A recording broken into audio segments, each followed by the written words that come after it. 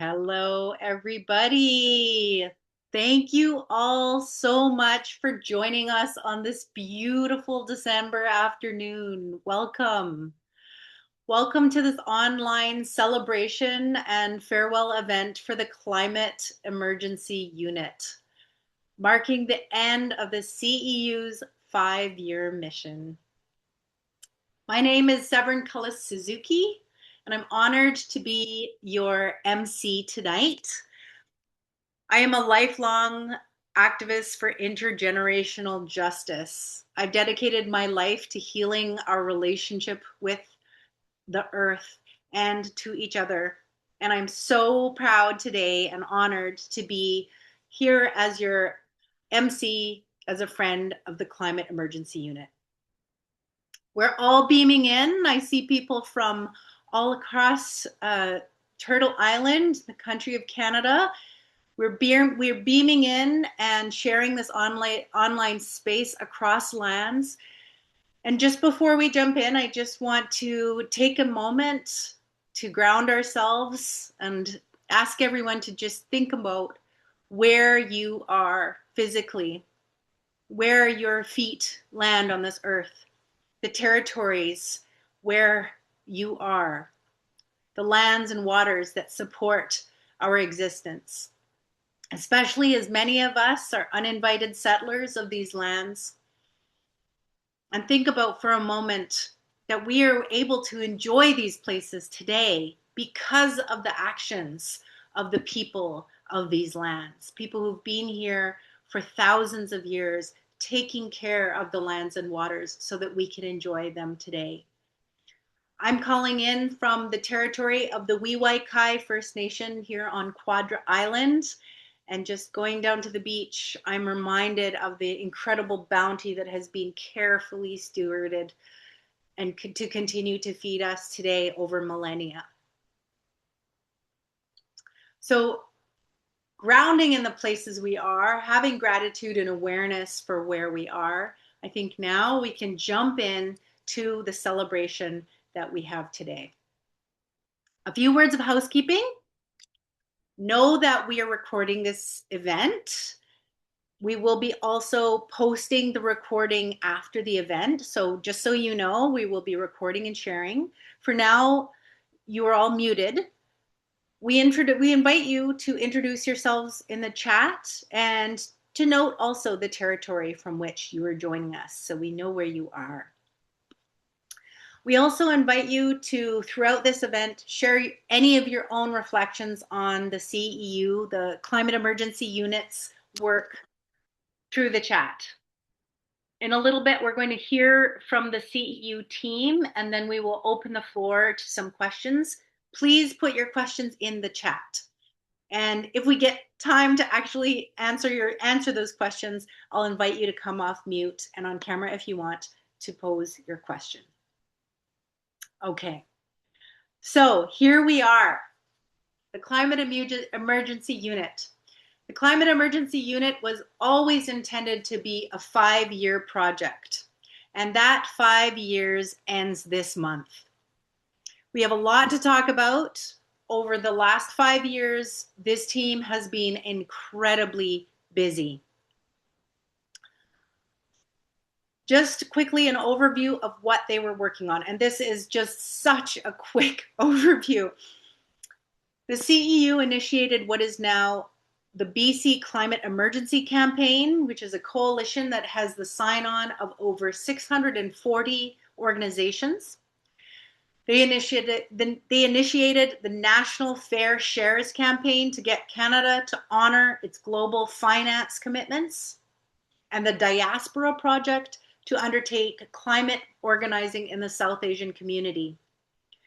They initiated the campaign to ban fossil fuel advertising, a campaign led by CAPE.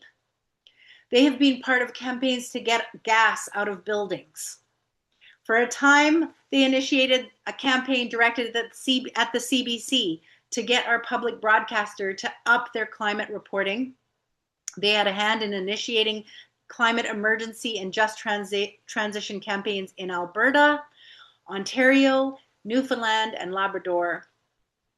These are just, I'm just kind of rushing through all these. And there were some unsuccessful campaigns, like the campaign for a new federal just transition transfer and for a federal climate emergency information agency. Those were a bust. And they tried organizing for a true climate emergency arts and culture table, as well as some unsuccessful organizing attempts within certain sectors.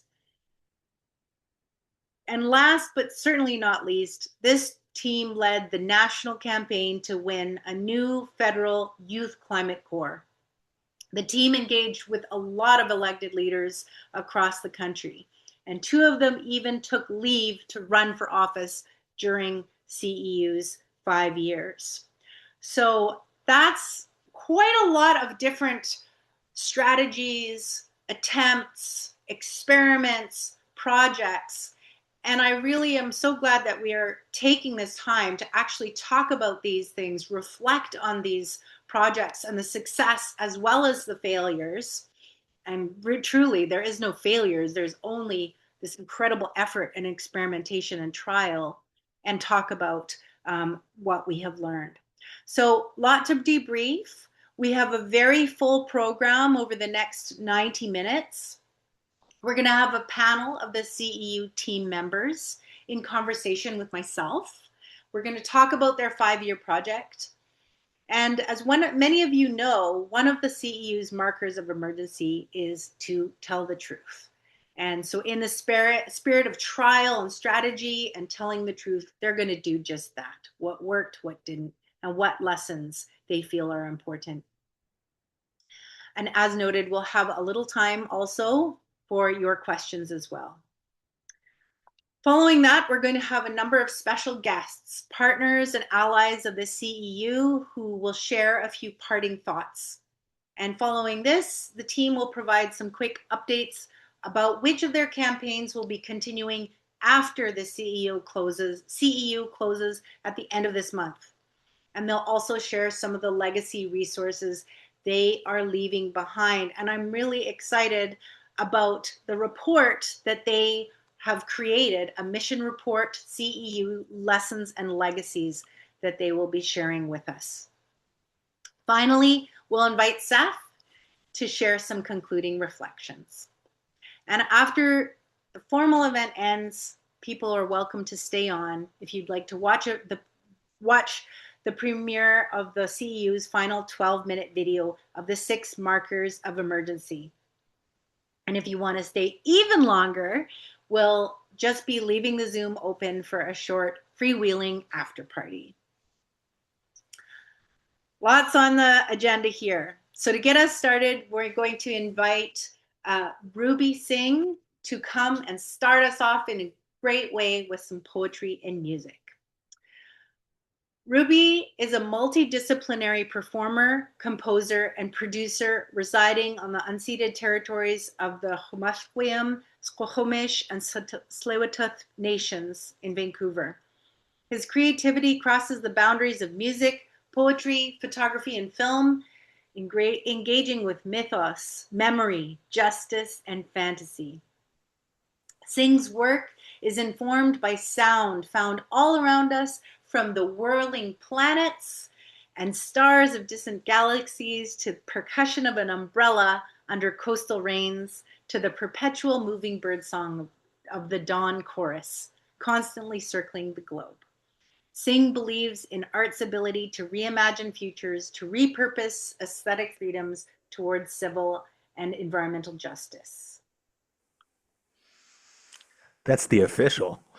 Hi, Very. everyone. Feel very honored to be in your company. I see many names and eyeballs of people I deeply admire for the work that you all do in this world. I'm going to share a couple of pieces. I know we got a packed program, so I'm just going to get into it. I'm going to share a couple of pieces from work called Polyphonic Garden. And this took place, these sounds and everything was collected over the time of the pandemic. I'm a first generation settler, uninvited migrant on these lands. And this project, Polyphonic Garden, allowed me to explore my relationship to land and what that means. And so, through series of field recordings and biosonifications, which is taking a little musical tool and attaching it to plants and fungi and all sorts of living creatures, because bioelectricity is what connects all living beings. It interprets that bioelectricity and turns that into music. So we're going to hear a song called After the Fires. I'm going to read some poetry over top of it. Just a little bit about the music. Just want to name the collaborators. One, this comes from the lands and skies of the Nicomuchin Nation. You'll hear binaural field recordings of a forest recordings of a forest near cold water and after some serious wildfires that had hit there in 2001. And then you're going to hear the first shoots of fireweed coming up from that fire and playing some of the synthesizers you'll hear, as well as there's sagebrush and alfalfa flower that were in that ecology there. And we'll get this rolling. You can feel free to watch this visual or go ahead and close your eyes and just take in the poetry as well. Here we go.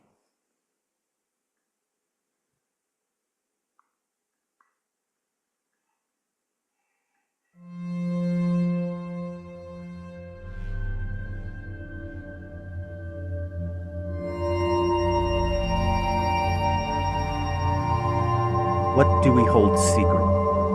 Without words from darkness, can a sense of place emerge? Without words from darkness, maybe from a soft tongue into this chorus of worlds, credit to all being that breathe life into us. Amphibious ghosts could steer a future of lost voices, a haunting for humanity. Feel the threat in your animal hair. Listen for cetacean language to mark the generations lost and to come. Adapt to true temporal magic. Enchant the mother tongues and crumble these borders. Decompose this colonization. Fix your harpoons like tuning forks on the hearts of humankind, like prayer for a forgotten path. Interpret this creation as you wish. After all, this climate crisis belongs to us all. A specific melody from a bawd choir. Transformation like water. Build your connections and see our webbed story. An intersection of growth, of science, of studio. A new empathy. The familiar made strange, made wet. Listen for the music out of your hearing range. Stay wet. Stay fluid. Just stay. A story of migration, of accent and language. Inhabit each other and feel the uncomfort, this rupture, this loss, this devastation. Look through these polluted veils for the return of orca, of humpback, of porpoise. They are singing to our absence, a needed medicine for this demonic breed. We are in transition. We are in recovery. We are in need of direction. We follow the sound. We follow the responsibility. We understand our duty to build new structures and forgotten relationships.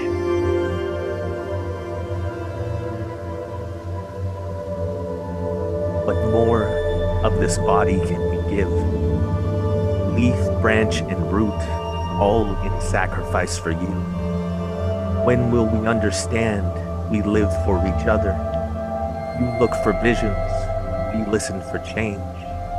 The transformation needed, render each other anew. A biochemical reaction for your tongue, a spectral ray of knowing each other. Intimately, the frequencies reflect off your surface, a chapel of light and mirrors. We are a patient tree planted to give fruit to another generation, a bitter present for a sweet future.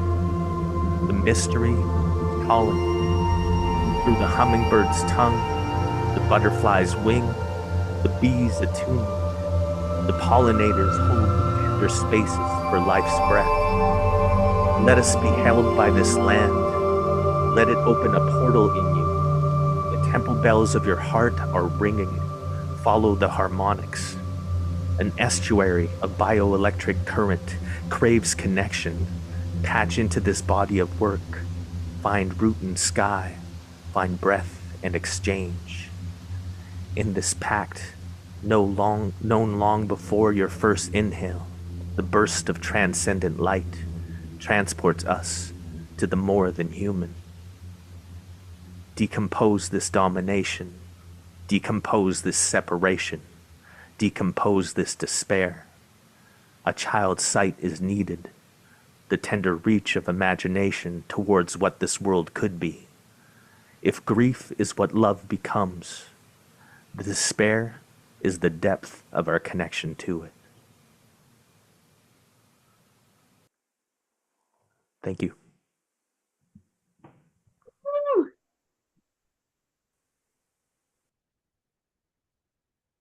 Thank you. Thank you so much, Ruby. Thank you for helping us. We're always so trying to problem solve with this part of us, and yet we need art and music and creativity to help us move through this spiritual work that we are doing. Now we're getting to the team. Joining me now are the climate emergency final team. I'd like to welcome this team: Aaron Blondeau, the CEU Communications Director; Anjali Appadurai, Director of Campaigns and of the Fair Shares and Diaspora Projects; Doug Hamilton Evans, CEU Project and Campaigns Manager; Juan Vargas Alba, Alberta organizer and co-lead of the National Youth Climate Corps campaign; Bushra Asghar, the other co-lead of the YCC campaign; Emiko Newman, coordinator of the BC Climate Emergency Campaign; and Seth Klein, team lead and initiator of the Climate Emergency Unit. Welcome, gang. You guys are the reason we're here today for this celebration. So welcome again to the audience. I want to encourage you to put your reflections and your questions in the chat. And I'm now going to be asking this group in a panel some questions. So I will start with asking Seth, how did the Climate Emergency Unit come to be, and what was its mission? All right. Well, thanks, Sev. And thank you, Ruby. And hello, everybody. Thank you for joining us. Okay, Severin, I'm going to answer your question, but I need to begin with some thank yous to everyone. I mean, there's so many. First of all, it's great that so many of you have been on this journey with us. But I just first off want to say a huge thank you to the board of the David Suzuki Institute. David, Tara, Peter, Jim, John, Margot, for giving the CEU its institutional home. You know, this is a volunteer board of ostensibly retired people, and they gave tremendously of their time and counsel and encouragement when I first entered into conversation with them 5 years ago. You know, it would have been very easy for them to say no, find a home somewhere else, and they instantly saw the merit of this initiative and they said yes. And while the Climate Emergency Unit has functioned with no administrative or operating staff, we did receive a few hours a month of admin support from the David Suzuki Institute board coordinator, Lynn Jameson, who I see on this call. And I want to especially thank Lynn. And also, I want to express some deep gratitude to Burkhard Mausberg and the team at Small Change Fund, because as things quickly started to unfold with us, there were some foundations and donors who wanted to support our work but needed to give charitably, and David Suzuki Institute's not a charity. So we had to find a charitable partner, and Small Change Fund just offered to play that role, super easy to work with, and really became key partners with us, particularly on the national campaign for Youth Climate Corps. So thank you, Burkhart. And you're about to hear from the wonderful team that I've had the pleasure to work with. But I do want to recognize too some other comrades who served with us along the way. I think some of whom are here tonight, but Tracy Maynard and Emma Norton and Flossie Baker and Anthony Garafalis Oje and Mary Layton and Saba Ibrahim and Laura Hernandez and Mari Piggott and Lela Bloomer and Mike Hager and Leah Mavell. Okay, all right, now I'm going to answer your question, Severn, on our origin story. So, the Climate Emergency Unit was launched 5 years ago as this project of the David Suzuki Institute. I had published my book, A Good War, Mobilizing Canada for the Climate Emergency, and I'd started to meet with political leaders across the country, having these follow-up chats about what it means to actually be in emergency mode. But really, nothing was going to come of these meetings if they weren't backed up by some sort of drumbeat of political pressure.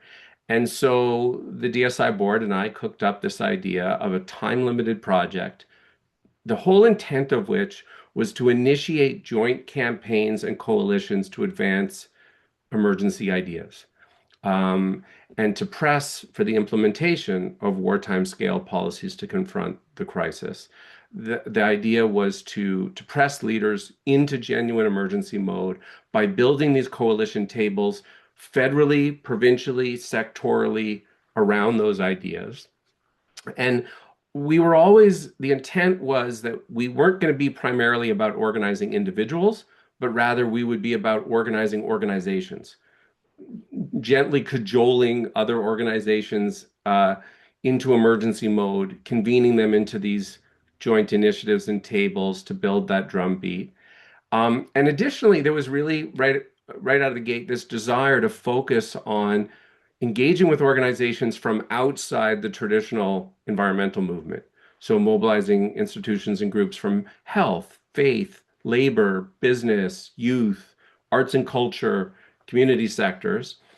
And I think the other thing that we brought to the table was to give special attention to various elements of just transition, premised on this belief that the failure to provide workers and communities that currently feel tied to the fossil fuel economy with a compelling counteroffer is one of the things that's been holding us back. And so consequently, we had these flagship campaigns like the Youth Climate Corps and the Just Transition Transfer and Fair Shares that were all about trying to give expression to that just transition idea. And, credit to the DSI board, Peter in particular, for helping us land with this 5-year framework.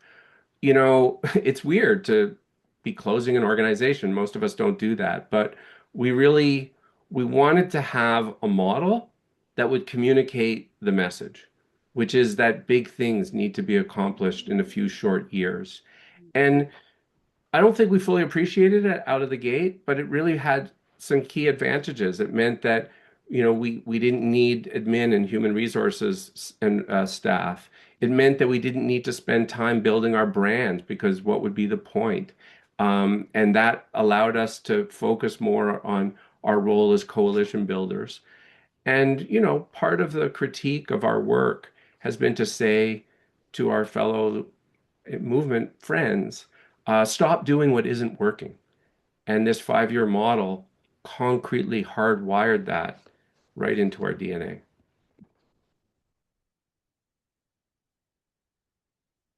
Amazing. That is a very different model than, needing to support and build up institutions as well as movements. Can you speak to the operating ethos of the CEU? Yeah, yeah, some of which I've now kind of intimated at, but when we launched, we talked about what some of these core tenets would be. One of them was that we didn't want to build our own brand, and that really freed us up to be non-territorial and to be a safe convening space for coalitions. Um, relatedly, we wanted to focus on coalition building, and this whole idea that we're not going to win anything of consequence by ourselves. We're only going to win it together. Um, we wanted to bring the emergency. We wanted to be pressing our movement not to settle for half measures and incremental wins. I was struck. I've watched Zohran Mamdani's victory speech 3 times now, and he had this one line in there where he says, "We have bowed at the altar of caution, and we have paid a mighty price." Um, but in bringing that emergency ethos, we wanted to be seen as firm but fair, both by our other movement orgs and by the elected leaders we were meeting with. And we wanted to bring a spirit of experimentation, that we would try certain things out, and some of them would work and some of them wouldn't, and we just leave those ones behind. Amazing. I remember you saying several years ago at the beginning of this endeavor, you said, we're going to try this out, and some of the things we're going to try aren't going to work. And that's, we're trying to actually do things differently and experiment. And I think that that's really important. Just that whole spirit, that whole approach. So broadly speaking, the big question is, was it a success? Was it a failure? How would you assess how you achieved the mission? Yeah, well, I'm gonna in a moment let my teammates speak more specifically to this, but I mean, broadly speaking, it was a failure.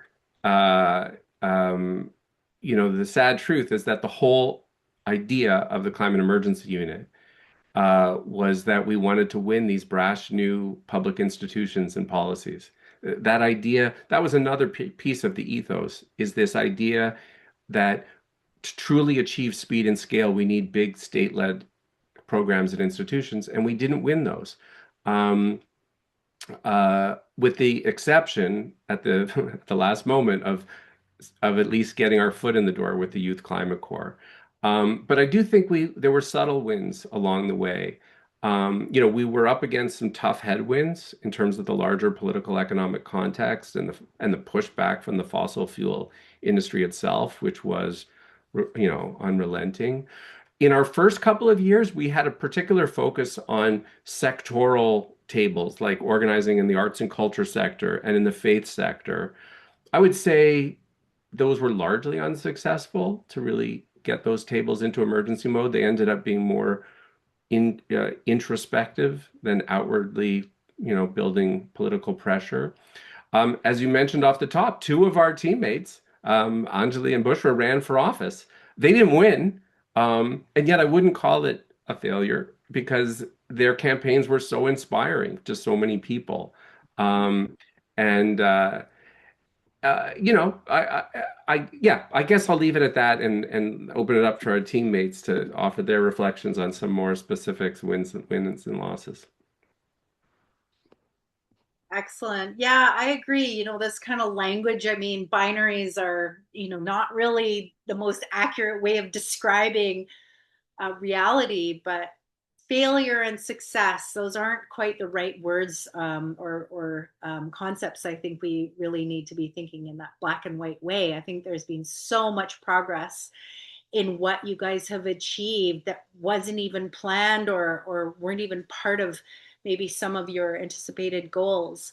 So opening it up to the broader team, what tools, what strategies, what tactics proved particularly effective for you? And let's see uh, who wants to put up their hand or unmute, and I'll just go to the first person. I can break the ice. Well, I actually wanted to answer the question before, because I've been thinking about the YCC pilot and sort of this breakthrough that we've had, which could definitely be viewed as sort of an incremental win, but we've sort of celebrated it nonetheless, in sort of this landscape of austerity and a budget that's doubling down on war, and backtracking on climate, but really viewing it as, like, I think the enduring win is for all of these young people across the country that have been sort of working and pushing for this policy and this campaign for the last 2.5 years to actually see their work sort of materialize in the House of Commons or in Parliament. I think it's super cool to sort of give that experience and share that as a collective win in a time where I don't think we have so many wins to point to be like, we did that and we got through to this point. And so just that ability to say that actually we can't, like, our work does materialize to something, like that being more valuable than a permanent national program, which we will win one day, but not yet. Amazing. Thank you, Bushra. Anyone else? Tactics, strategies that you feel were really effective? Yeah, I can go. Hi, folks. I'm so excited to see so many familiar faces. Honestly, so honored to see everyone who joined us tonight. My name's Emiko Newman, and I'm the coordinator of the BC Climate Emergency Campaign. And I thought I'll just jump in with a few things that have been really successful with the BCCEC. We were first formed in 2021, and we're moving into 2026. So it's honestly pretty cool that the campaign has survived and continued this long. I think there are a few key things that the campaign does that have allowed it to live this long. We are premised on open letter. So when the campaign was first brought together, the founding members, founding groups put together 10 urgent actions that were sent in an open letter to the BC government. When it was sent back in 2021, I believe there were around 200 organizations who had signed on in support of those 10 actions. And here we are now. We have just surpassed 640 organizations. So what makes this method so effective is that we have kept this open letter live all of these years. It has remained a live document so that we are continually seeing more organizations sign on. And that has really been an effective organizing tool for the BC Climate Emergency Campaign. Another thing that makes us really effective is the wide net that we've cast. And we've talked about this. Seth has mentioned this already on the call tonight, is that the BC Climate Emergency Campaign moves beyond your typical ENGO allies, and we bring together so many diverse sectors from across BC to come together and act in solidarity and together join our collective voices to be pushing the BC government to take stronger action. And I think that's really where we get our strength from. Whenever we have our events, whenever we put together our annual climate action progress reports, we are drawing on the expertise of housing experts, doctors, faith communities, Indigenous leaders, business leaders, to really combine our call together and strengthen that call. And so I'm really proud of the diversity of the campaign and the diversity of the voices that we bring together. The very final point I will say is about our annual progress reports. This is something that we have been putting together for 4 years. Our lead author, Tracy Saxby, is currently trying to finalize the 2025 report so that we can get it out there. We'll be launching it in mid-January. And from my understanding, I think we're one of the only campaigns networks who are holding the government, the BC government, accountable on a year-to-year basis in that way, where we're evaluating how have they made progress over the past year, where are they failing, where do they need to do better.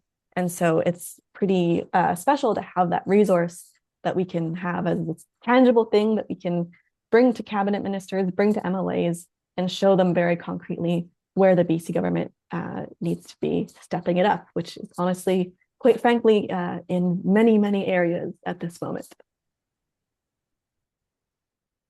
Awesome. Thanks, Emiko.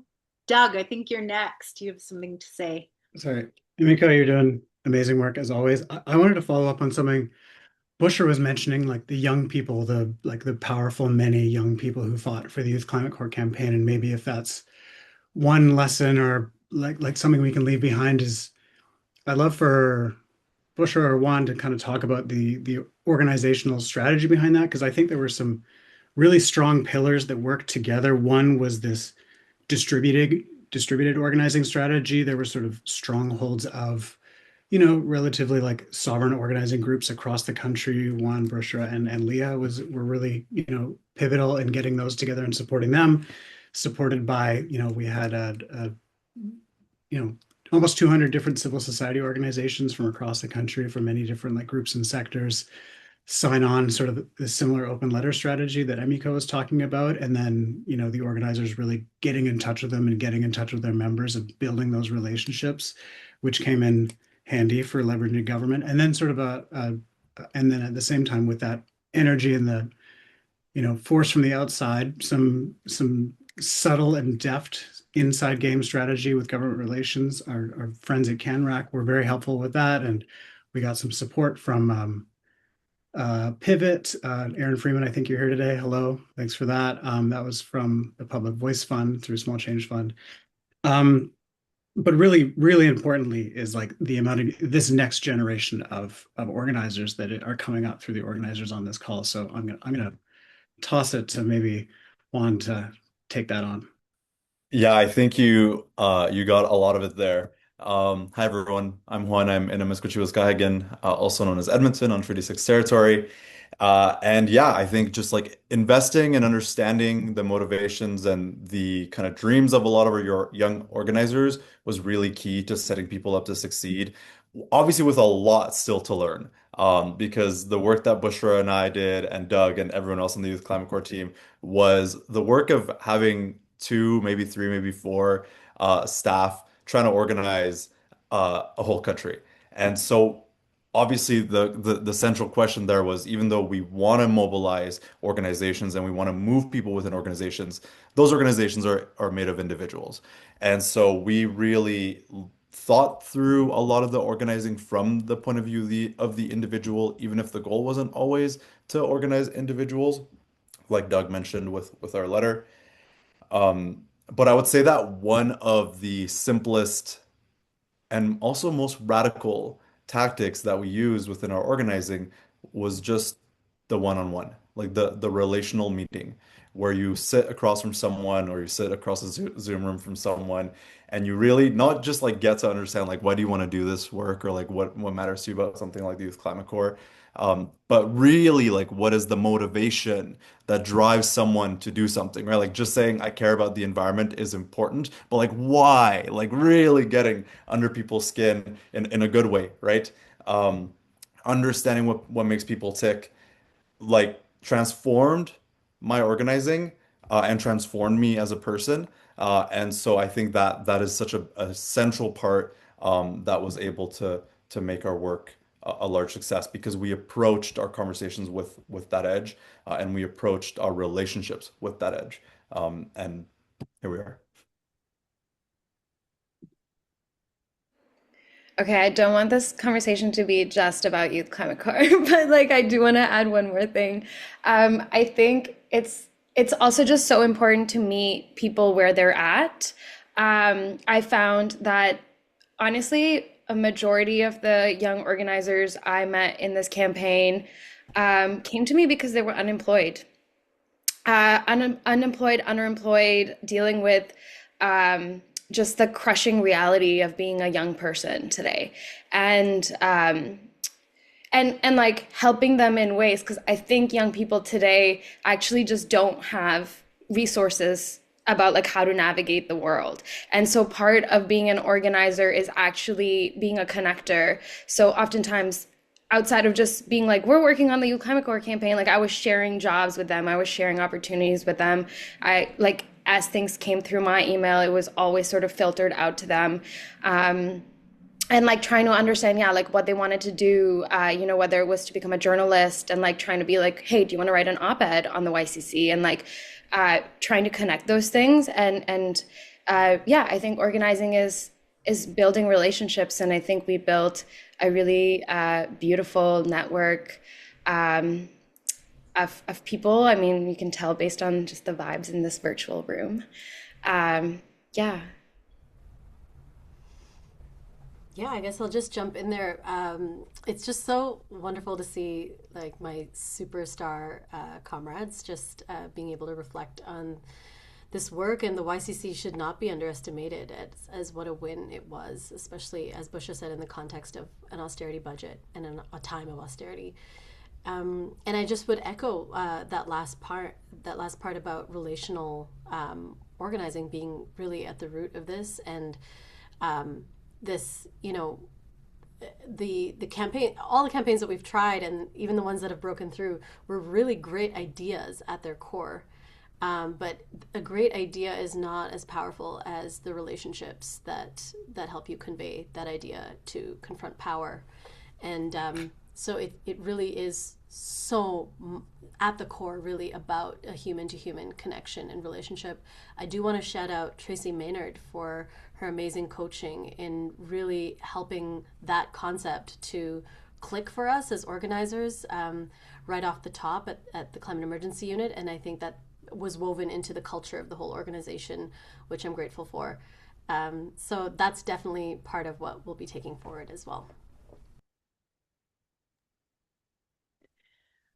I can jump in if that's okay. Hi, everyone. I'm Erin. I'm calling in from Cowichan Land here on Vancouver Island. I'm the comms person here at the CU. And yeah, I echo what everyone said. It has been such a crazy journey to try to do communications in this era of conspiracy theories and whatever you want to call it, post-truth. It's been pretty crazy, but I think one tactic that has worked really well is partnering with influencers. And anyone who works in communications would know this. Um, but I think the most important part about working with influencers has been finding the right ones, the ones that are genuine, the ones that have some edge to them and are willing to call things out, are willing to call out power, and are willing to take the consequences that come with that, because it is a brutal place out there on the internet.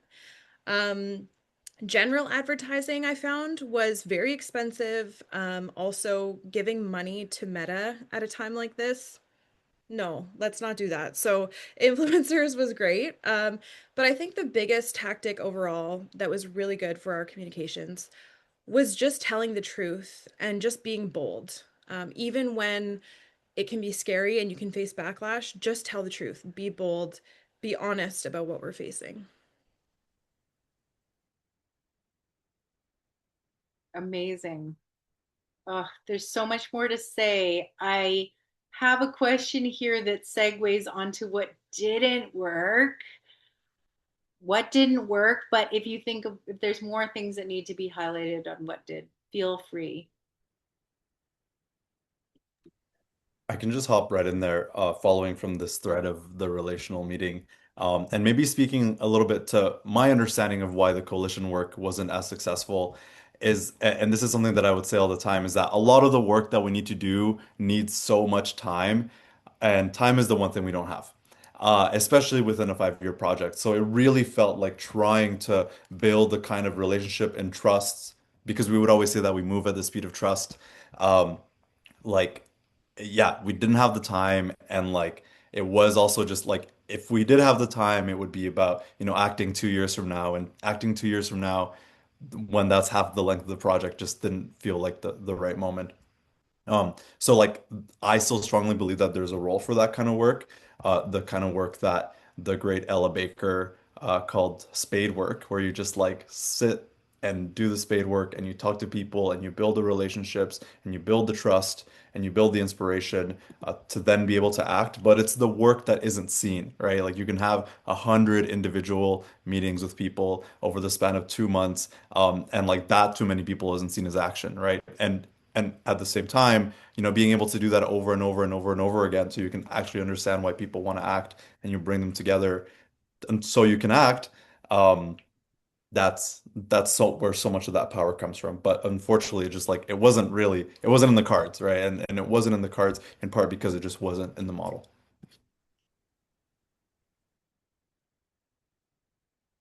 Moving forward, um, what are the key learnings? I mean, I feel like I'm glossing over so much because as we deepen into this thread of conversation, I can see there's so much we need to mine in terms of lessons learned to be able to inform the what next. But thinking about what next, what are some key learnings that you already know you're going to be bringing forward from your time with the CEU?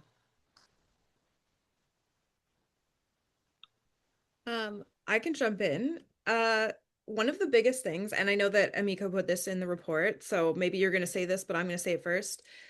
Refuse the status quo and have the audacity to break the rules if needed. Like, do not take no for an answer, especially when it comes to power telling us that's not possible, that's too ambitious. I think that is one of the biggest lessons that I've learned from the CEU is just push forward. Like we have to have radical imagination for the future. And that is one thing, that is the biggest thing that I'll be taking from my time working with Seth is we need to challenge milquetoast policies. And so thank you, Seth, for drilling that into our head and encouraging us to be audacious and to have the audacity to do those things. That is what I was going to say, Erin. I will just add on that really quickly to say, um, one thing that Seth has really instilled in me is just the courage to reach out to people, anybody, send an email, even if you think, oh, this person will never deign to get back to me. Ask to meet with people who you think would never have the time to meet with people. Chances are they might say yes. And I think before working at the CEU, I never would have had the courage, the bravery, the audacity to do things like that.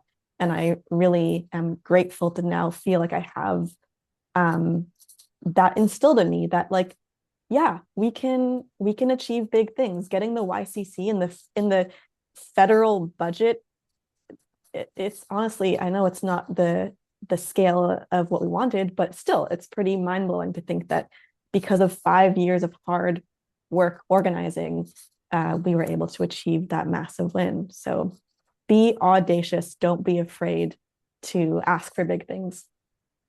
Yeah, and I feel like related to that, Emiko, it's also like knowing that people in power, whether they're ministers or MPs, are not like special. I mean, they have a really hard job, but they don't actually hold power over you, and your idea is worthwhile, and you deserve to be in that space in front of them because they actually work for you.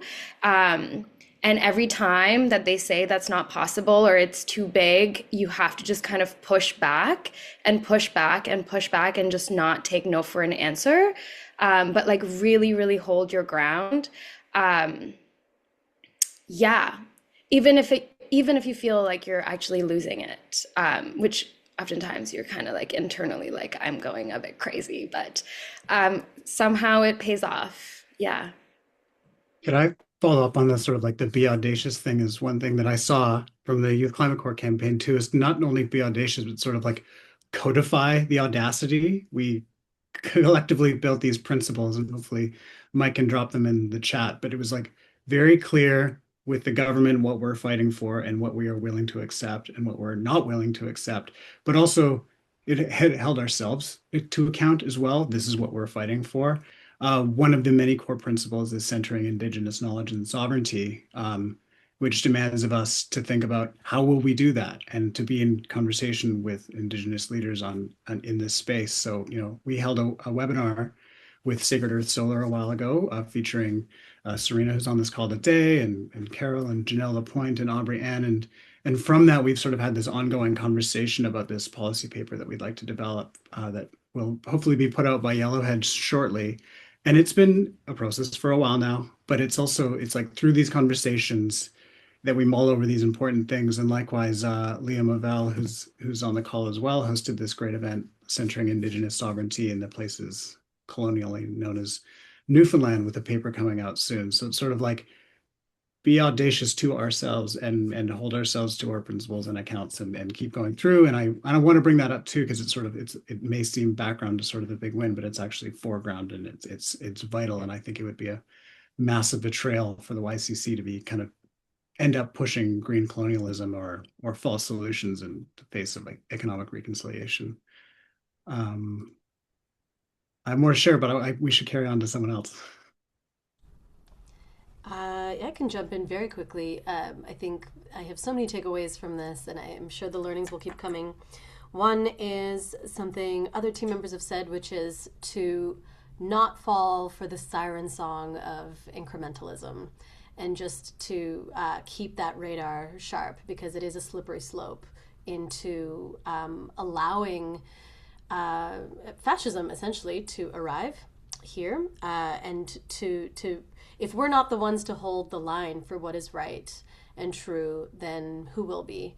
And that's really hard to say when I work on a campaign that is such a it's shooting for the moon. It's asking Canada to pay its fair share of its international climate financial obligations, which is huge. It's talking about massive public investments that are most likely never going to happen, but we're going to hold that line. And when you do hold that line, you draw to you the people who are aligned and who want to work in that way together, which we have done with our National Fair Shares Working Group, which is a great space.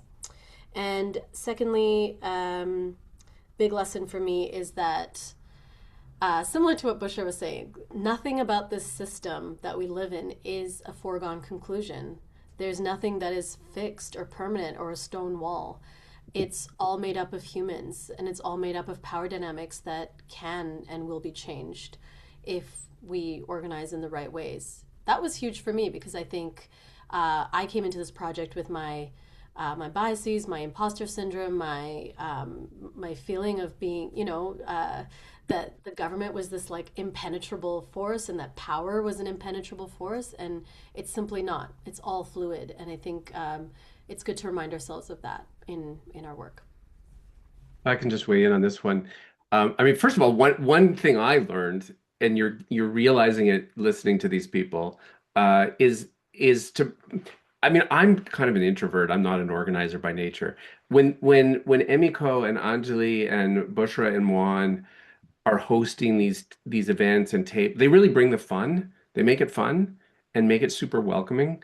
Um, I see Bob in the chat asking, did we confront climate denial? And first of all, Bob, thank you for your support of the CBC campaign, which where we partner with SFU, but also academics like Bob. Um, the climate denial is out there, but that wasn't the main thing.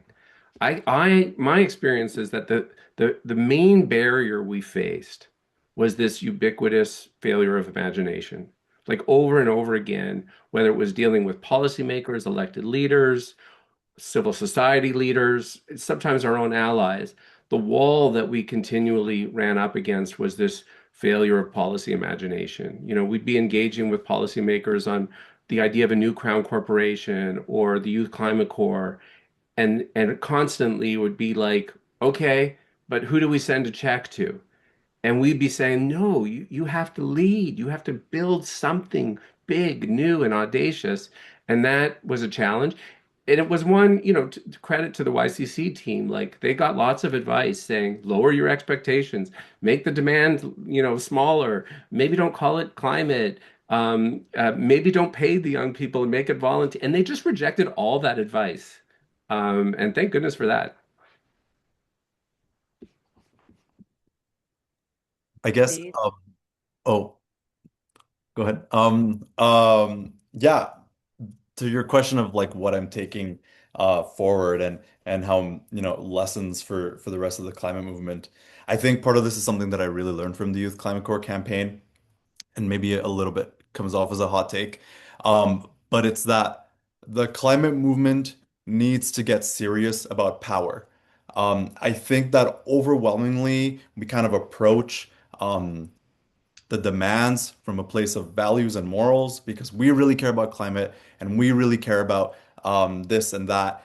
And we feel that because those values are so key, important, and almost undeniable, that our targets should also care about them as equally as we do. Right. So this is not a value judgment on the fact that we care about these things, but rather it is a strategic judgment on how our targets respond to them. Right. Because they've been getting blasted by look at all the wildfires this year and look at this spill, right? Like I think obviously there's a key role for that kind of advocacy in our work.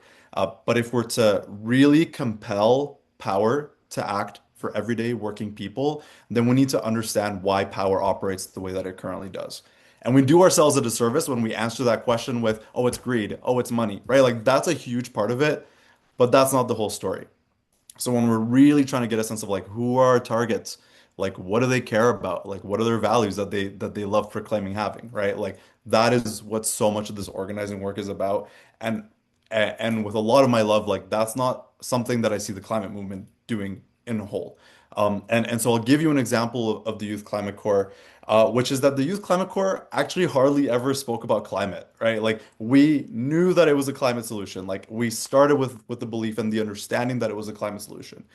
But we started making headways when we discussed it as a job solution, as a youth unemployment solution, without, like Seth mentioned, losing the heart of it, which was caring about climate, which was mobilizing young people who showed time and time again that we were willing to mobilize in the thousands to act on climate. But in our conversations, it was about, yeah, you want to be, the member of parliament that helps hire this amount of people in your riding, right? And so I think that that was a really key lesson that I'm taking with me for the rest of my organizing, and a lesson that I hope we're able to keep sharing with the climate movement because these are the times, right? Like these are the times when we're going through the gauntlet of what climate change means to us. And so getting serious about power, really getting deep into our power analysis and not discounting and stereotyping our opposition is how we get through it. Woo! Amazing. Great answer. Emiko, quick, and then we got to go to our guests. Okay, last thing. You need to have joy when you're doing this work. I feel so grateful to have done this alongside these amazing people that you see on the screen. And I don't think that we would have been as successful as we have been in our organizing without having done it all together. We are spread across the entire country. Some of us are the only ones in our respective provinces. We don't see each other maybe once a year if we gather for a team retreat. And yet, I think that we have been able to accomplish what we have because of the joy that we have fostered all together, and the whimsy and the fun. We have team check-ins twice a week, and we're laughing every single time. We're talking about books. We're talking about our weekends.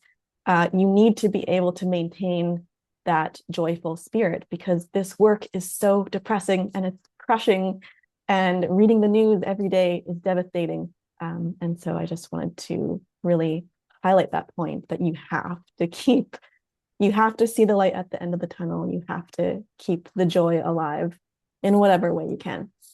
Thank you. I'll stop talking there. Woo!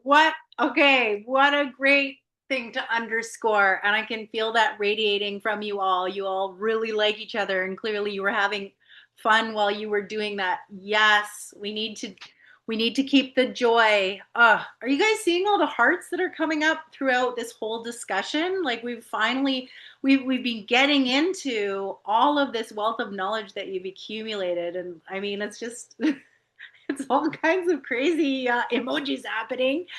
Um, Takeaways and so many. I want to again just remind everyone. I have the terrible job of having to move this along because this is such a great conversation. But I want to again remind everyone they've created this CEU Lessons and Legacies report with these findings. And I'm just so excited for everybody to be able to access this because what you're talking about, this experience and capturing it and actually taking the time to sift through the learnings is absolutely essential. And one of the things I hope you have in the report is your bumper sticker statements. I've captured just a few that I heard just now. Be bold, tell the truth, be audacious, codify audacity, core principles are the key, don't fall for incrementalism, nothing is a foregone conclusion, bring the fun. The biggest problem is a failure of imagination, and we need to be serious about power. And finally, we need to bring the joy. These are just a few of the things that this team is pulling out of this 5 years. So make sure you check out the report that has some of this stuff. Okay, it pains me, but we have to move to something else, which is going to be wonderful. Thank you all so much, panel. I can just feel all the wisdom here. We're going to now segue to hear some brief goodbye messages and parting thoughts from some of the CEU's special friends.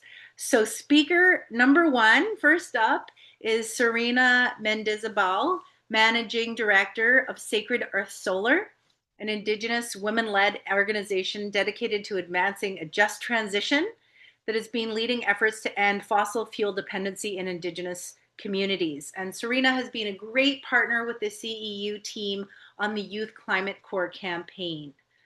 Welcome, Serena.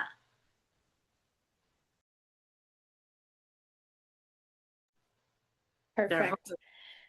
Thank you, Severn. Scano Seraguago, Srini Gauso, Guy Kononia Konzoda, Ochinge Shoutan. Hi, everyone. My name is Serena Mondi Sable. I am Kugel Wolf Clan and Panamanian from Six Nations of the Grand River. And I'm really, really privileged to be here tonight. I actually wrote some of my notes, so you know it's coming straight from the heart. I think everyone can feel the same way with the last few years full of turbulence and uncertainty, and a government unwilling to take serious and critical climate action. The Climate Emergency Unit gave a platform for many looking for emergent approaches to responding to the climate crisis. And what I have admired most about Climate Emergency Unit is that within their numerous approaches, which you've heard a lot about tonight, they have always maintained a firm stance on the prioritization and the vitality of Indigenous self-determination and sovereignty. This knowing and this understanding has become inherent to their guiding philosophy in the larger scope of their work. I've had the chance to work among many of the CEU team, from webinars to podcasts to advocacy campaigns. And I just want to take this moment to share my gratitude for the friendship and solidarity that has come out of this work. I think many of us on this call can probably say, yeah, Indigenous rights are like a key solution to the climate crisis. But I think we need to take a step back because how many people are actually implementing that within their practice? And what we need to ask is, what does that look like in collaboration, in shared visions, in shared projects and campaigns? How are we actualizing these relationships in our movement spaces? And I can say with certainty, the CEU, in my time working with them, has maintained this prioritization of Indigenous leadership, Indigenous stories, and the strong, meaningful relationships that we have built when we work together and we are united as one, and that we bring our minds together as one. Before I finish, I would like to extend my gratitude to some of the CEU staff that I've been fortunate enough to work alongside. Seth, Bushra, Doug, Aaron, Juan, Anjali. What an incredible team of humans, and what a privilege to know and to work with you. Now to each one of you for the space that we've shared, for the stories that we've told, and for the care that you, each and every one of you, have put into this relationship with myself, and into the work that many Indigenous land defenders and organizers are doing across the country. It doesn't go unnoticed. I'm grateful for our lifelong friendships. I've had many fun times with many of you, and for all the work that is yet to be done. And I can't wait to see all of the amazing things that you all do. We have a lot of time ahead of us, so a lot of work to be done. My final mention, though, before, and Doug kind of touched on it, before we say farewell, is that this work continues. And we saw with the Youth Climate Corps and the federal budget announcement that this will be implemented over the next 2 years. But I think for us, in partnership with the CEU, it's really what does that look like? And I've been lucky enough to work with Doug, Bushra, and Juan closely on a YCC policy brief that has focused on Indigenous youth perspectives on what we want out of a youth climate corps. So I think that just speaks so much to the work that CEU does. And it speaks so much to the gratitude that I have, that I know I have really amazing core relationships with your team who care about Indigenous sovereignty and care about doing the transition in the right way, doing it in the just way, doing it in an equitable way. And so I would keep my eyes out in the new year. As we know, we're saying farewell, but there'll still be much to come from all of the amazing work of the CEU team. And I just want to say Nyawagoa, it's been a wonderful night and a wonderful time to celebrate each and every one of you and all of the success that you've seen along the way. Nyawa. Now, thank you so much, Serena. Beautiful. Our next speaker is Caroline Bruyette. She is Executive Director of Climate Action Network Canada, the country's national umbrella organization for the climate movement, and another key partner in the Youth Climate Corps campaign and numerous other joint campaigns. Caroline. Merci, Severn. Bonjour tout le monde, joining from unceded Ganyahaga territory, and truly what an honor to be here. I mean, first of all, just like seeing all the team together, just like, wow, what a powerful, inspiring crew that just through your interventions now have learned so much from, but I think like is a general theme of those past 5 years, and truly anyone who has had the immense privilege of collaborating with the CEU team. I want to share maybe a bit of like a network perspective on the CEU's contributions. Obviously, through this event have been struck as well by the amount of campaigns, many of which have had foundational impact on whether on the movement, on the politics, or concretely material impacts like we've just discussed with the YCC. Thinking, of course, of Anjali's work on fair shares, the YCC, which I just mentioned, the JT transfer.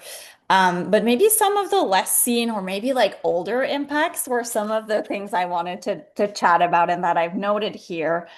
So Seth's book, obviously, I think played a huge role in expanding our collective imagination. And I hope folks remember that at some point the book was delivered to like every MP in the federal House of Commons. And we kept hearing so much about it and, still hear about it from MPs. And so I think that was pretty foundational. But I think a less seen impact of the CEU inside the movement, and obviously here I'll speak specifically about what the exemplary participation of the CEU crew inside the CanRAC network has been. And just want to really deeply thank you because a lot of the more bold and ambitious things we've been able to do as this big tent, a big messy tent, that is the CanRAC members often had really strong involvement and leadership from CEU and its various crew members, whether it's our work on quantifying Canada's fair share of the global climate effort for 2035, and then Anjali really, prior and post leading the discussion on the international finance side of things, whether it's the positions we took on Gaza as a network, whether it's our work on the federal budget and basically turning this principle in Seth's book around spending what it takes and trying to actually a bit nerdily measure it with our friends at the Canadian Centre for Policy Alternatives. So I think the CEU were not only doing this amazing organizational work, but you've always done it with such a spirit of generosity, collaboration, and coalition that I think for me like another thing that I've learned from you. And then I also want to thank Seth personally for his counsel, both on the like managing an organization side of things about like what to do with a network in those very dire and scary times. We had some conversations where we did not always agree, but these were always really thought-provoking conversations, one where, again, like the honesty and integrity to the ambition of the approach really shone through. And perhaps I've given a bit of a flavor of this in the chat. My biggest disagreement with Seth is that I really did try to convince him to not close the CEU down. I'm obviously convinced that you all have really exciting and amazing plans that I'm so excited to hear about. And again, this speaks to like the integrity of the approach, right? Of like doing big things for 5 years and sticking to it. But if by any case you change your mind, I won't be mad. So thanks, folks, and yeah, really looking forward to stay in community and a comradeship with all of you. Merci pour tout. Merci beaucoup, Caroline. Partners 3 and 4 who are going to speak were not able to join us today, but we want to acknowledge their partnership. Kai Nagata, longtime communications director with Dogwood, who's been a key partner in BC campaigns. He's currently on a plane from Malaysia heading to Australia, doing some incredible anti-LNG organizing with Wet'suwet'en and Gitxsan leaders. So great, wonderful partnership with him. And unfortunately, he's not able to join us today. And our friend Amara Pausian, who has just stepped down as the Canada lead for 350.org. She's been a wonderful friend and partner, but is out with the flu at the moment. Which brings me to our speakers in number 5 and 6. These speakers are very familiar to me. Please welcome David Suzuki Institute board members Tara Cullis and David Suzuki.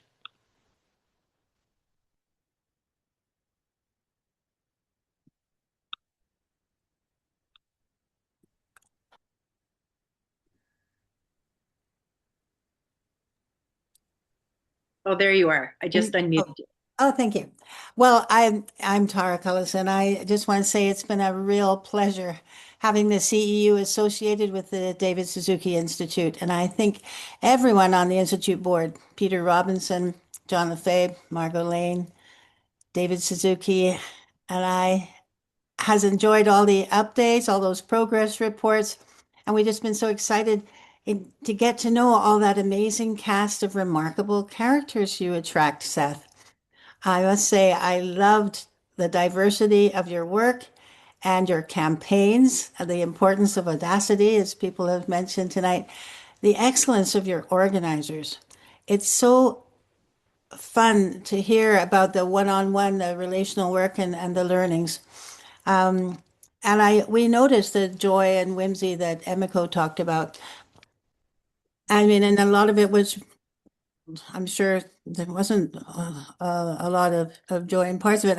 I think my favorite was the runs for office. I think I just being told at length by what I thought was my party on a phone call, you're not really an NDPer. You know, I thought, wow, you really don't want me because you don't want to change. It was an eye opener, I have to tell you. And anyway, you had quite the challenge. You had to do this all during COVID. I mean, you knew the deadline was 5 years all along, which focuses the mind. I think you did extremely well. And like Caroline Bouillette, I want to really thank you for what you did and for what you tried to do, and also for what you will do. But I'll let David Suzuki speak for the David Suzuki Institute. David, are you there? Are you unmuted? I'm here. Good. Thank you. Let me join just in congratulating CEU and all the people that have been involved directly working with CEU or supporting CEU. It was an effort. And one of the things that I've learned is if you measure success by winning the battles or achieving your goals by that criterion, certainly for me, I've been a total failure all my life.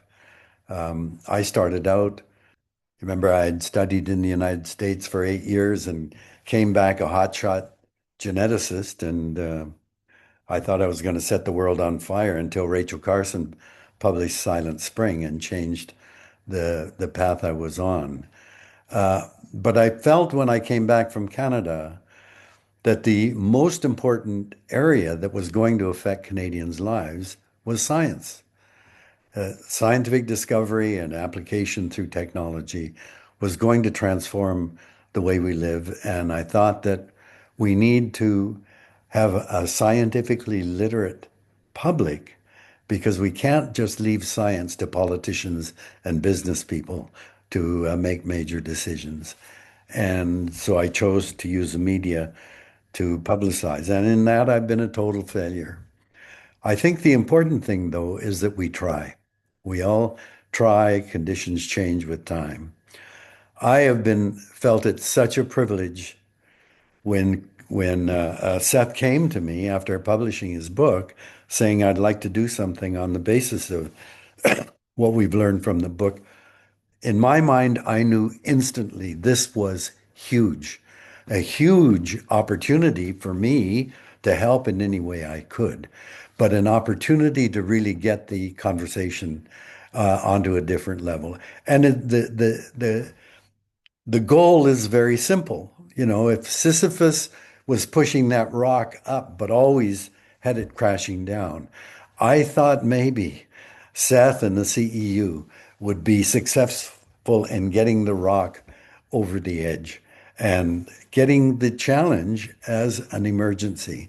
Because I think the most incredible part of that book was in showing what this rinky-dink country of Canada was capable of doing when we accepted that we were in an emergency.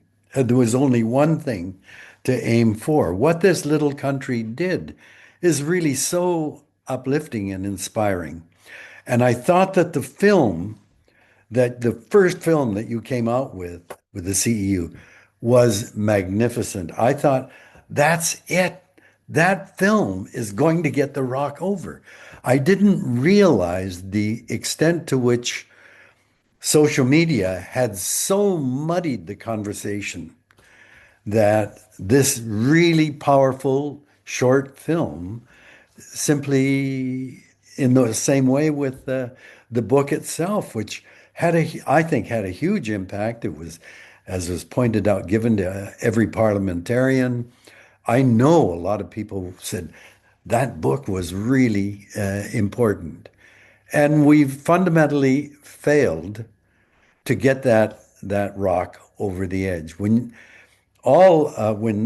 Seth came to me, it was an honor because I'd followed Seth since he was a high school student. I've forgotten what SAGE is an acronym for, but Seth, I wonder how many of you know that he and a bunch of other kids pedaled across Canada over the nuclear issue when he was a kid. But I followed his subsequent career with great admiration. And so thank you, Seth, for the privilege of helping you out in whatever way I could. And the important thing is that you tried. We've learned a lot. The the battle continues, and you have galvanized a lot of people, I think, and that's the success of your of the effort. The tragedy, of course, is we've run out of time. And the whole point was to get climate change addressed as an emergency. And it's one emergency among many, as the work of Johan Rockström has shown very clearly. We are in multiple crises with very little time to get back out of the danger zone into the safe area. And human time just isn't compatible with nature's time. And I think, Anjali, what you said about incrementalism is absolutely right on, because so many of us get sucked into thinking, we get asked by government to sit on a committee, or we get corporations reaching out saying, we'd like to get you to advise. And we think that somehow this is a big change, but it's not. We're all trapped. We're all trapped by the economic, the political, and the legal systems we've constructed that are all about us and have left nature out. And so the big challenge now for what happens with the debris, the lessons from the EEU, a noble attempt. I was so proud of you, and I was so proud that DSI through Lynn and Peter were able to help you and keep you going. And we've learned a lot from it. Unfortunately, we've run out of time, but I thought when the world scientist warning to humanity in 2022, I thought, CEU, there it is. They declared climate change is a global emergency. And the opening sentence in that document was, I've forgotten what it is, but it just said that the planet is in a condition of code red. It's a climate emergency. And that's what we were trying to get, that just little trigger. But congratulations for the effort that you and others have put into it. Thank you, David. Thank you, Tara. We're going to go to our final special guest who's been a key partner on the fossil fuel ad ban campaign and the campaign to get gas out of buildings. Please welcome Dr. Melissa Lem, who's just wrapped up her term as National President of CAPE, the Canadian Association of Physicians for the Environment. Welcome, Melissa. Thank you so much, Severn. And wow, what a tough act to follow going last after David Suzuki and Tara. I'm just hello, good evening, everyone. Bonsoir à toutes et à tous. I'm joining you from the unceded territories of the Musqueam, Squamish, and Tsleil-Waututh peoples, and what is also currently known as Vancouver. And I literally just dashed home after a full day of clinic, caring for the health of patients in our community. And I want to start by saying that I want you to recognize that what all of you have done to fight climate change in a just, in an equitable, in a decolonial and values-driven way over the past 5 years is pretty much exactly the same thing that I do in my office and in the rural communities where I work across BC and the North. As David always says, we are not separate from nature. And every win that we've had together on climate has been a win for our health too. And this is because clean air and clean water and, as mentioned, information environments that aren't polluted by the fossil fuel industry are absolutely essential parts of the 80% of social and ecological determinants of health that protect our patients' health across this country. The truth is that even though I just spent the whole day in my office, what we do in the healthcare system is only responsible for 20% of health outcomes here in Canada. So, and what you do, what we all do collectively is responsible for far more. So all those boxes of chocolates and bottles of wine my patients start bringing to my office this time of year, I should be mailing them across the country to all of you. And you might also be wondering why I'm calling in from a room that's filled with boxes. And the reason is that we just moved house 2 days ago.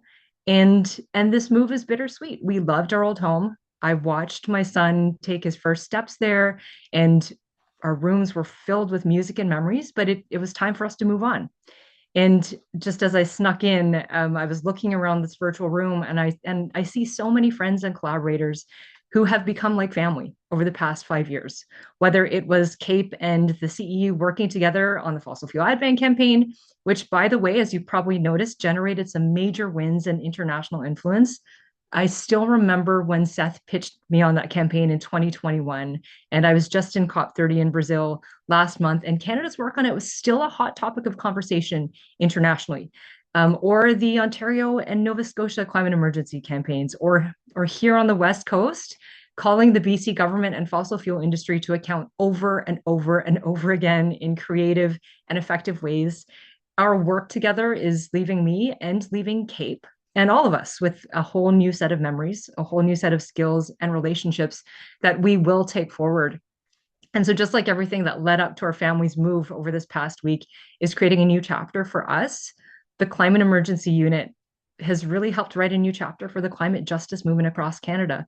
And Seth told me 3 minutes max, so I'm going to keep these statements short, but I'm just going to end by thanking Seth Emiko, and everyone we've worked with, too many collaborators to mention, and David, Tara, Sev, and your families' incredible support for this work for the last amazing 5 years.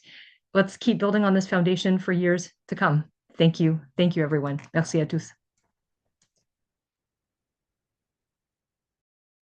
Merci. Oh, merci. Thank you so much, Melissa. Thanks so much for rushing from clinic to be here with us today. We are so grateful to have so many different partners and speakers come and share your words and share your time. And this is just a small number of the partners who've been working with the climate emergency team over the last 5 years. And we're nearing the end of our program. I feel like this has just been like the tip of the iceberg in terms of sharing and lessons learned. Um, I'm going to invite the team to come back to share some quick updates about what happens next. And this will round out our evening. We'll hear also again from Seth as he brings things to a close. But just before I pass it on to the team, I hope that you guys have really taken in the love and the warmth from the audience, from the different members on this call. I hope you can feel the positivity and the impacts that you've had. And you've really been creating community. You've been bringing people together with joy, with audacity, with boldness, with all of the things all the ingredients that we need. And so I really want to thank you for the work that you've done.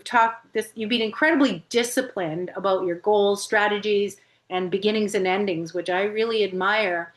But of course, endings are also beginnings. And I can feel that you've really sowed some seeds here. And I'm really excited for whatever it is that comes next. So I just wanted to thank you so much on behalf of myself, the audience, and everybody here for all of that.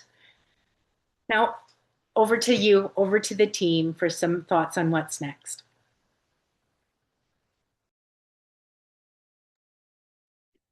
I think I'm going first, giving a update on the YCC. Bushra had to step out for a very important organizing call.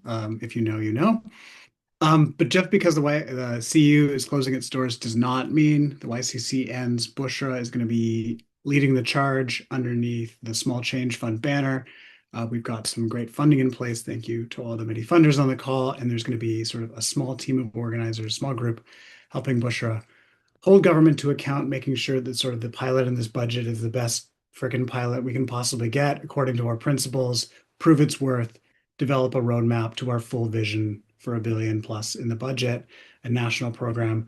The website's still the same. The social media is still the same. I think we're going to drop some links to follow along with the campaign. So keep following. It's only going to get bigger. Please support it. And obviously, thank you, everyone. This has been utterly overwhelming. I'm going to pass out after this.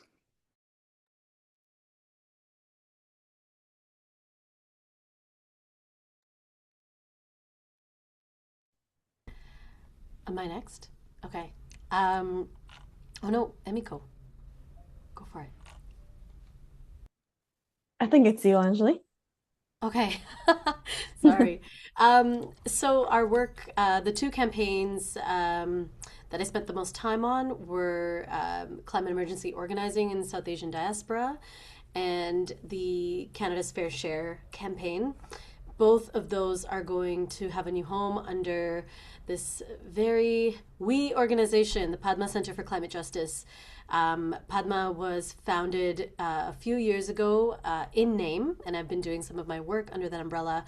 Going forward, we're going to build up this project, taking a lot of inspiration and maybe some direct copying from how Seth created the culture of the Climate Emergency Unit, and keep those two campaigns as well as perhaps some others going. So keep in touch with the Padma Center. All right, now I believe we're on to the BC Climate Emergency Campaign. So the good news is that we are also going to be able to continue on into the future. And I'm very grateful to our longtime partners, Dogwood, who have agreed to take us on. They will be our fiscal sponsor, essentially, starting in 2026. Huge thank you to Dogwood. There are a number of full table members of the BC CEC who I'm excited to see on this call tonight. For the table members, not much is going to change.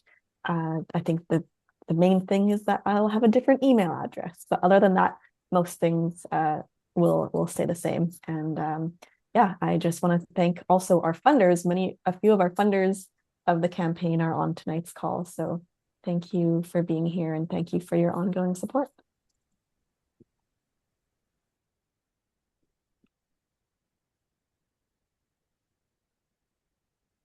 I think me next. Yeah, so yeah, one of the kind of greatest prides that we talk about within the last 4 years has just been the ability to develop leaders that are going to continue winning on campaigns for the rest of their lives.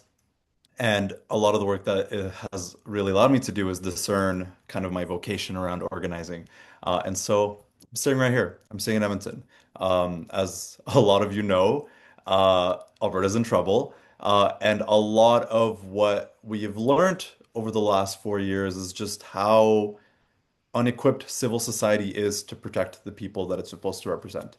And so I am doing the work of resurrecting an organization called the Greater Edmonton Alliance for the Common Good, where we develop leaders through civil society institutions to take actions on the issues that impact them across their lives, whether it be housing, whether it be climate, whether it be safety, no matter what it is.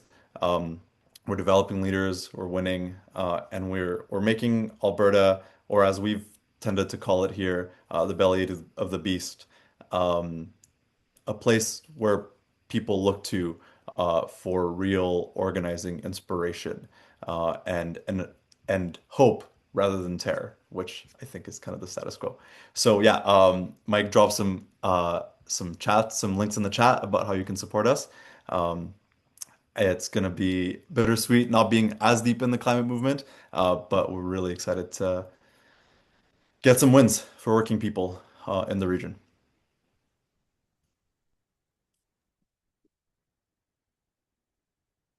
Aaron, I think it's over to you.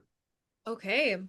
Thank you. And Juan, that sounds really exciting. I can't wait to follow that and everyone's projects. So we have been working over the last few months really hard on a special series for our podcast, Breaking Case of Emergency. And it is a special series on the 6 markers of climate emergency framework, which is the framework that has been guiding the CEU. And we've had amazing guests on the podcast like Janelle Point, Dr. Melissa Lem, Linda McQuaig, Alex Himmelfarb, and so many other amazing guests who shared their wealth of knowledge with us. It was such a blast to do these episodes, and I can't wait for you all to hear them. So if you want to listen, you can just go to the links that are in the chat there. And it's also going to live on the David Suzuki Institute website under the Climate Emergency Unit dropdown. Or you can just search up the Breaking Case of Emergency podcast wherever you listen to your podcasts. All right. I think I get the last word now. So there you go. This framework that we've employed of the 6 markers for us is a legacy that we're leaving for the movement, and we're trying to leave with a bunch of resources. So the first of those is this 6-part podcast series that Aaron just mentioned, and of course Caroline and Serena, who you've heard from tonight, are also among the guests. It's like an amazing lineup. It feels like the 6 episodes together will have a long shelf life, and they're really a course of study to really delve deep. They're each about an hour into each marker. We're also, and that just dropped today. Also, a new, David mentioned how much he loved our video at the beginning. Well, we've done another video, a 12-minute video produced by Sticks and Stones in a fantastic group based in Edmonton. Max, one of the creators, is here on the call. So it's a 12-minute video specifically on the 6 marker framework. We're going to premiere it in the after party here. Really great for classroom and other educational uses. And we're really hoping that you will help us, all of you on this call, share the podcast, share the video as widely as possible. Aaron mentioned this special webpage on the David Suzuki Institute where all of these resources will live. And as you heard from Severn off the top, There was so much more we wanted to share in terms of lessons learned from this. And so we've written a final report, a mission report. And in the next couple of days, well, the link to it, I think we're going to drop in the chat. We're also going to email you all the link after this call. But like the event, we tried to be genuinely honest about what failed, but also highlight what worked and tips and tactics that proved effective. It includes some lovely personal reflections from each of the team members about what they take from this experience. But we've really written the report to be practically useful to our movement allies in future work. So we hope that you'll take the time to review it. I want to send I just want a chance. I know we've gone long to say a few final words. I started off with some thank yous. I want to close with a few more.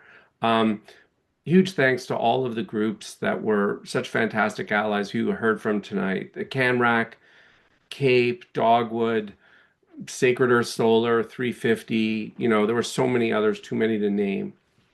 We also were financially supported by a handful of individuals who really made significant contributions, many of whom wish to remain anonymous, but some of whom are on the call.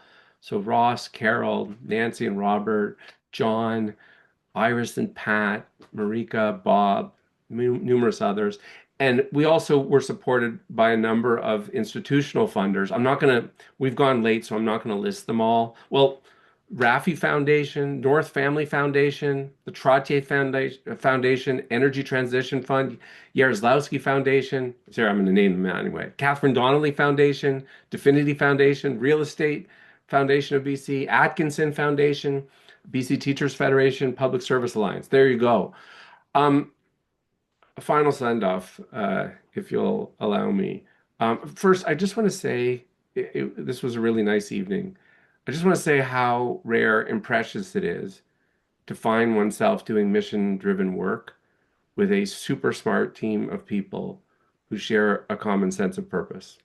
And more special still, when that team supports and cares for one another with such genuine ease. It's really been a gift.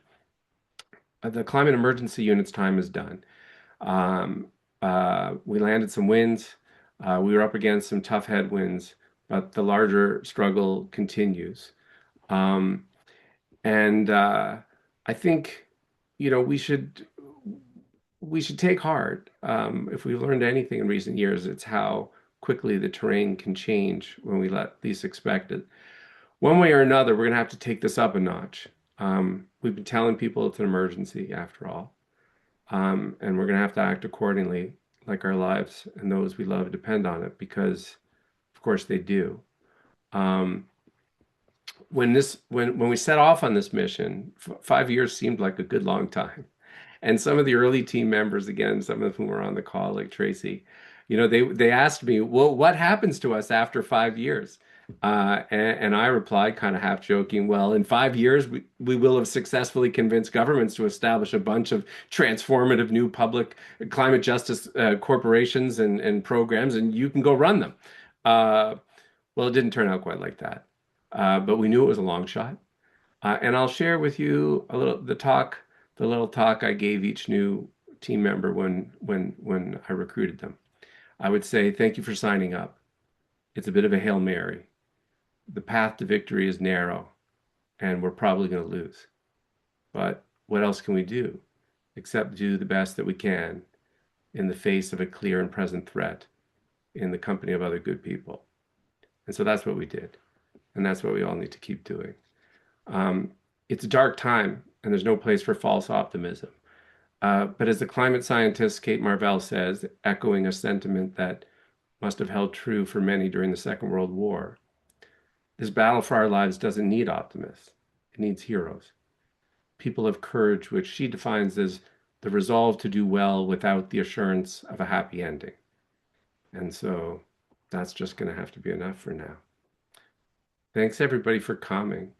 And for those of you who want, stick around for the 12-minute video, and then we'll open this up and have a little after party after that. So without further ado, here's our farewell video. And David, I hope you'll like it as much as the first one.